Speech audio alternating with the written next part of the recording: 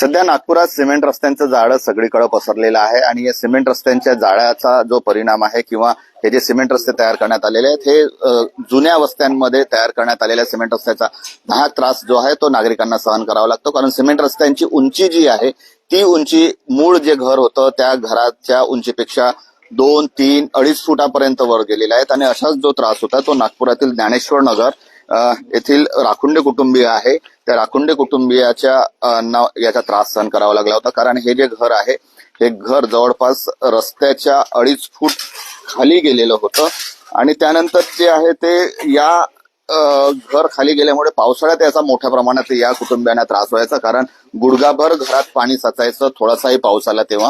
आणि त्यानंतर यांनी निर्णय घेतलेला आहे की हा जो घर आहे ते संपूर्ण घर आता या जॅकच्या द्वारे वर उचलून त्याची उंची वाढवण्यात आलेली आहे. आपण पाहू शकतो की इथे मोठ्या प्रमाणात जे आहे ते अशा प्रकारचे जॅक लावून घर उचलण्याची प्रक्रिया जी आहे ती पूर्ण करण्यात आलेली आहे. जवळपास 250 जॅक इथे लावण्यात आलेले आहेत आणि याची जी उंची होती ती आता मूळ उंचीच्या 5 फूट वर करण्यात आलेली आहे. अशा प्रकारचे जॅक जे आहेत ते आपल्याला इथे लावल्याचं दिसून येऊन राहिलेले आहेत. आणि हे जे काम आहे ते उत्तर प्रदेशातील जे कंत्राटदार आहेत त्यांनी केलेलं आहे.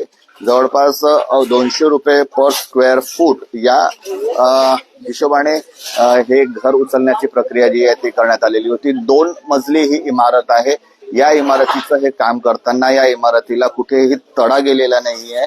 त्याचबरोबर खाली जे राखुंडे कुटुंबीय राहायचं ते राखुंडे कुटुंबीय दुसरीकडे सध्या काम होईपर्यंत राहत आहेत. मात्र वर असणारे जे टेनंट होते म्हणजेच भाडेकरू आहेत ते हे पूर्ण काम होत असताना वरच्या माळ्यावर राहत आहेत. जवळपास 1 ते सव्वा महिना झालेला आहे या कामाला सुरुवात होऊन आणि आता हे घर या 250 जॅकच्या माध्यमातून पूर्णपणे वर उचलण्यात आलेलं आहे. आता घराचा पायवा भरण्याचं काम इथे सुरू आहे आणि त्यानंतर जे आहे ते पुन्हा इथे फ्लोरिंग करून किंवा टाईल्सचं बांधकाम करून हे काम करण्यात येणार आहे. राखुंडे कुटुंबीय आहे. राखुंडे कुटुंबीय इथे गेल्या 40 वर्षांपासून राहतात. आपल्यासोबत उत्तमराव राखुंडे आहेत, घराचे मूळ मालक. Sir, 1 minute. काय सांगाल, तुम्ही इथे कधी राहायला आलेले होते, कधी हे घर बांधलेलं होतं, काय किती एरियामध्ये हे घर आहे? 1980 ला मी हे घर कम्प्लीट झालं माझं आणि 1980 पासून इथे राहत आहे.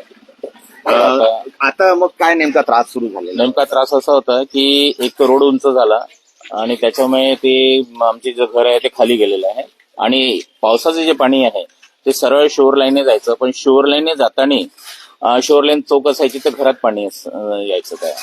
तो एक त्रास खूप भयंकर आहे या एरियात की शोर लाईन अगदी म्हणजे चांगली नाही. म्हणजे गटाराचं पाणी पुन्हा घरात आहे? हो, पण पूर्ण घरात यायचं. तर आम्ही आता मग निर्णय घेतला की चला बा काहीतरी याला करायचं, आधी तोडून बांधायचा असा विचार होता. पण आम्ही ते थोडंसं डोक्यात उचलून काही वेगळं प्लॅनिंग आणलं आणि हे आणायचे हे आमच्या लक्षात आलं की याला शिफ्टिंग ओव्हर करता येईल आपल्याला.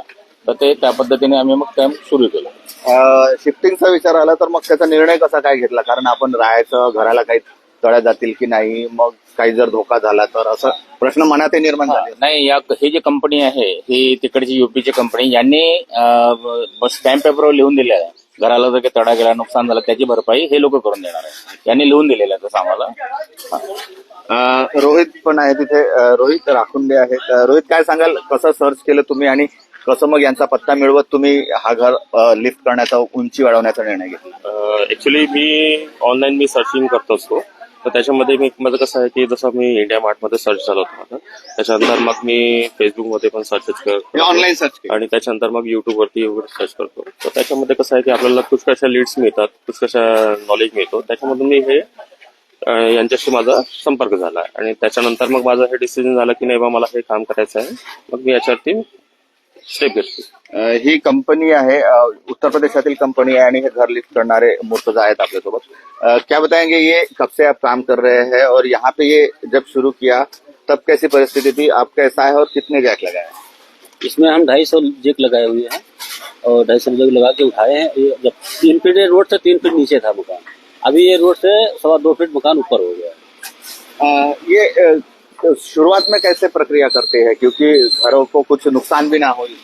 शुरुआत में जैसे अपना एग्रीमेंट हम करके दे देते हैं, 100% गारंटी होती है हमारी कंपनी की तरफ से, और अगर कोई दिक्कत भी मकान में आती है तो उसकी पूरी भरपाई हम करके देंगे. तर आपण पाहू शकतो की राखुंडे कुटुंबीय आहे, त्यांचं हे घर आहे. त्यांनी जवळपास आता 5 फूट वर उचललेलं आहे. मूळ जी उंची होती ती आपण या परिसरातील दुसऱ्या घरांची परिस्थिती पाहू शकतो की सिमेंट रस्त्यांमुळे हे घर किती खाली गेलेले आहेत. हे बिलकुल राखुंडे कुटुंबीय आहे आणि त्यांच्या एकदम शेजारचं घर आहे. शेजारचं घर आपण पाहू शकतो की हे किती खाली गेलेलं आहे. ही आता इथे विहीर आहे भरपूर खाली गेलेलं आहे आणि त्यांचं जे घर होतं ते खूप खाली गेलेलं आहे. आपण कधीपासून राहत आहे इथे? 40-45 वर्ष जुनं हे यांचंही घर आहे. मात्र आपण पाहू शकतो जवळपास 4 फूट हे खाली गेलेलं आहे. पावसाळ्यात तुम्हालाही त्रास होतो का पावसाचा? पावसाळ्यात यांनाही जे पाणी आहे पावसाचं त्याचाही मोठा त्रास होतो. मात्र या त्रासातूनच मुक्तीसाठी जे आहे राखुंडे कुटुंबियांनी हा निर्णय घेतलेला होता आणि आता त्यांनी जॅकच्या माध्यमातून जवळपास 5 फूट उंच म्हणजे मूळ उंचीच्या 5 फूट उंच आपलं घर उचललेलं आहे. आणि आता जे आहे ते इतरही जे नागरिक आहेत तेही देखील आता विचार करून राहिलेले आहेत की आपणही अशा प्रकारचं घराची उंची वाढवावी, नाहीतर याला दुसरा काहीतरी उपाय सुचवावा असंही त्यांचं म्हणणं आहे. जितेंद्र शिंगाडे, पुढारी न्यूज, नागपूर.